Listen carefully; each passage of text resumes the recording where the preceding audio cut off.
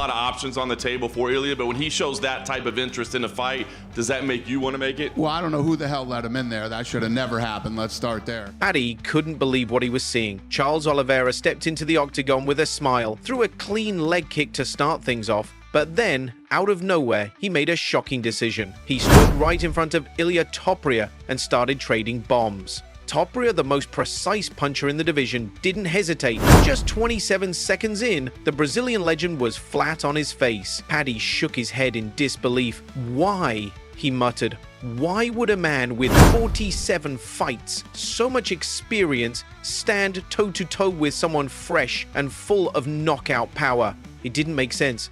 Paddy's honest reaction quickly exploded across social media. Fans loved it. They weren't used to this kind of raw truth.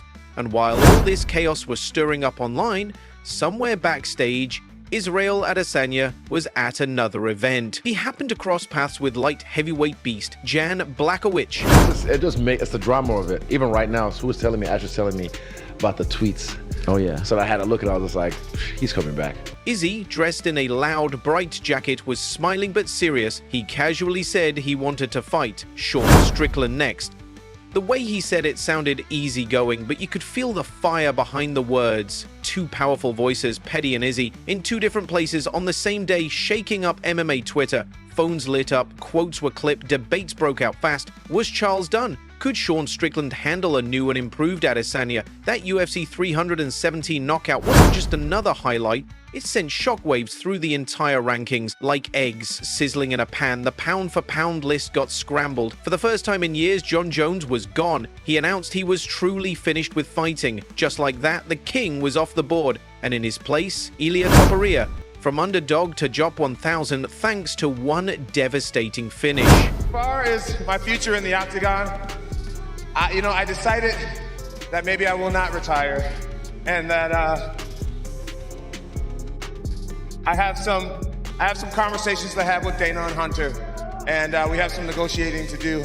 And if everything goes right, maybe we'll give you guys what you want to see. Islam Makhachev, long considered untouchable, slid down to number 2. That didn't sit well with the hardcore Dagestani fans. They were furious. Next up was the Iron Man of MMA, Merab Dvalishvili, coming in at number 3. People finally started giving his insane cardio the respect it deserved. In number 5, flyweight champ Alexandre Pantoja leapt 4 spots after choking out Kai Kara-France. To the outside world, these changes might look like boring stats, but inside the sport, rankings are life or death. Sponsors watch them, paychecks depend on them, title shots swing on every digit. Fans didn't hold back. The debates were loud and passionate. How can Merab be ahead of Leon Edwards? Some asked. Why drop Islam when he hasn't even fought? Others demanded. It wasn't just about numbers anymore, it became a war between logic, feelings, and pay-per-view sales. By the time UFC posted the graphic online, it looked like a red-marked mass test, and everyone wanted to argue about it. Who is the number 1 pound for pound right now? Jon Jones or Islam Makhachev? Sorry, Dana. Jon Jones walks out of the room. Yeah, I think Jon Jones is the guy, because again, longevity. I had a long reign as a champ, and he's done it now in 2 weight classes. So it'd be hard to deny him as the greatest of all time. While all this was going on, Khamzat Chimaev tried to stir the pot even more. At the airport, phone in hand, he posted that he was already in the US and ready for his middleweight title fight with Dricus du Plessis at UFC 319. He tried tagging Sean Strickland in his post, but messed up. He tagged the wrong Sean Strickland, some random guy, not the fighter. Got the notification and replied with a confused hi. Khamzat quickly realized the mistake. He dropped a laughing emoji next to a middle finger and said, "Sorry bro, wrong guy. I don't know how to use Twitter." But instead of deleting the post, he leaned into it. He doubled down and posted a gif of the real Strickland walking into a fight, fists ready. You ever have fans aggravate you? I hope not. No, just like when they're drunk, not like when they... Drunk guys? Some people think that when they're drunk, they're Superman smart. Was outside once in Stockholm, one big guy and was drunk. He come to me, just go straight, he said, "Give me a cigarette." The internet exploded, memes poured in. One had Khamzat giving flowers to a random stranger labeled "Not Sean." Another showed the old Microsoft Clippy offering help. Looks like you're trying to trash talk Nida's sister? Even serious MMA reporters couldn't keep a straight face. It was easily the funniest social media blunder of the month. No matter how scary a fighter is, nothing humbles you faster than tagging the wrong guy and having to admit, my bad, tech is hard. Inside the gym though, there was no laughing when people talked about Ilia Topuria's punching power. Merab Dvalishvili went on Ariel Helwani's show and told a story that sounded like something out of a cartoon. He said he sparred with Ilia and got dropped twice by brutal liver shots.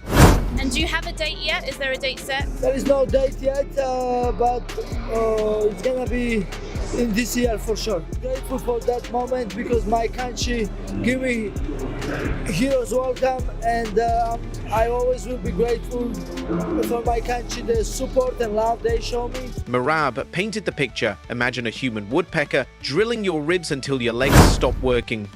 That's what it felt like. He was thankful Ilia didn't aim higher because his head was the only thing that stayed untouched. Every round ended with Merab silently thanking the heavens that the pain was over. This is a guy who stuffed takedowns from Olympic wrestlers, so hearing him talk like that, everyone listened. It was a wake-up call for anyone thinking they could walk down Topuria without paying the price. The guy doesn't just punch hard, he drains your gas tank. Not with flashy combos, but with crushing bodywork that empties you like a hill sprint with rocks in your backpack.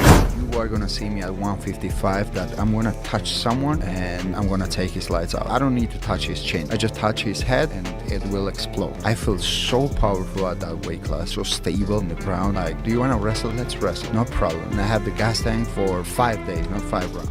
And the talking didn't stop there. After UFC 317, Arman Tsarukyan felt insulted when Topuria joked that he looked scared after watching the knockout. Ilia claimed Arman's eyes went wide like a kid seeing a ghost and whispered, "That could have been me." Arman wasn't having it. He jumped on XX Twitter and fired back. "If you're running from real contenders, that just proves you're scared," he said. He even took a shot at Dan Hooker, calling him a side note nobody cares about. But Dan Hooker, never one to back down, clapped right back.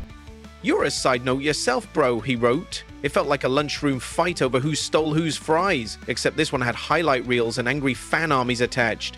Everyone started posting clips. Arman scrambling with Islam, Ilia knocking out Max, Hooker finishing Gilbert Burns with a knee. Every reply added more heat. The real question rising out of it all, who deserves the next title shot? Even SpongeBob memes entered the battle. Arman Tsarukyan weighing in as the backup. Is he getting back in the good graces with you and the... Well, it's not about getting back in the good graces. It's about, the guy had the opportunity to fight for a title and didn't make weight. It's just,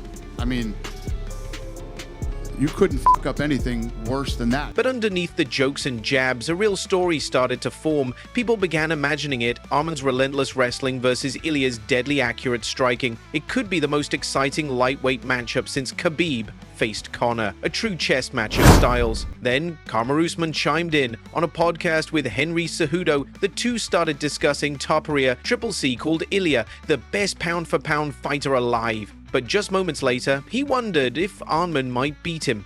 Usman pounced on the flip-flop, laughing like a kid.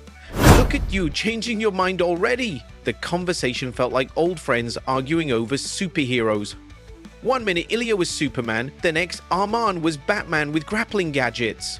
Usman kept it playful, but made a strong point. Hype is fast, but opinions are faster. And for younger fans watching, it was a valuable lesson. Today's king might be tomorrow's question mark. Even retired champs like Usman still hold the power to shift public opinion with just one laugh or comment. Up in the heavier divisions, another fight was bubbling. Magomed Ankalaev jumped on X and accused Alex Pereira of being scared to fight during Ramadan. Then he called Jiri Prochazka a clown. Jiri didn't hold back. With his usual mystical, almost poetic style, he clapped back saying, "I finished university like you finished elementary school, I hope." And just like that, the flame was lit. Jiri added that if Ankalaev wasn't interested, he'd be happy to throw down with Carlos Ulberg instead. The whole thing played out like a video game. Intro, two fighters trading wild lines before the screen says fight. Fans loved the drama. You could picture it, Ankalaev grinding away with brutal wrestling drills in Dagestan, while Jiri spins an imaginary katana and prepares to land one of his crazy elbows.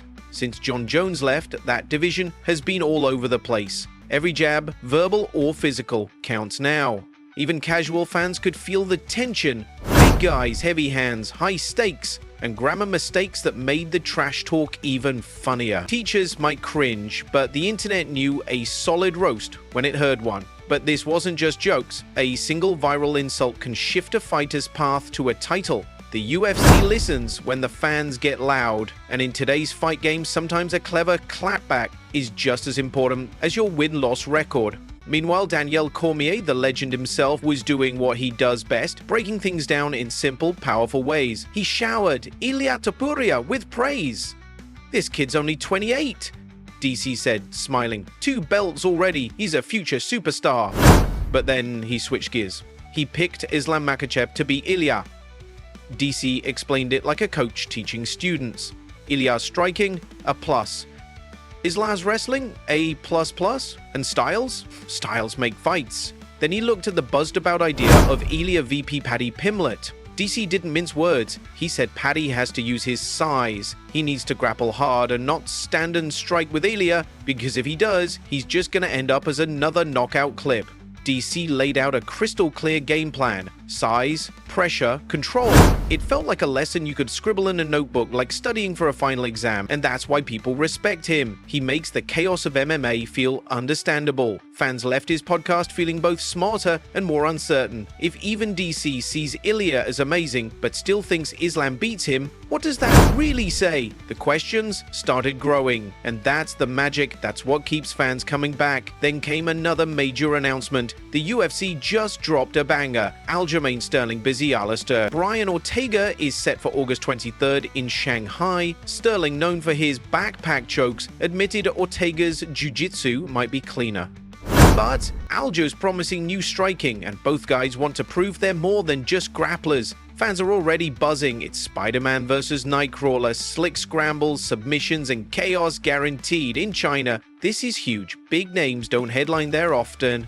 Meanwhile, analysts keep pointing to Arman Tsarukyan as the real threat to Ilia Topuria. Javier Mendez and Ray Longo agree Arman's grinding style could drag Ilia into deep waters. Even Chael Sonnen says Ilia should have been fighting Max Holloway for the BMF belt. Bottom line, Ilia is elite, but styles make fights. And just as things were heating up, Dricus du Plessis casually promised to fight Sean Strickland, while Adesanya made it clear he wants the belt back. This moment in MMA? It's wild. It's personal. It's not just about punches, it's legacy, pride, and proving who you are when the cage locks.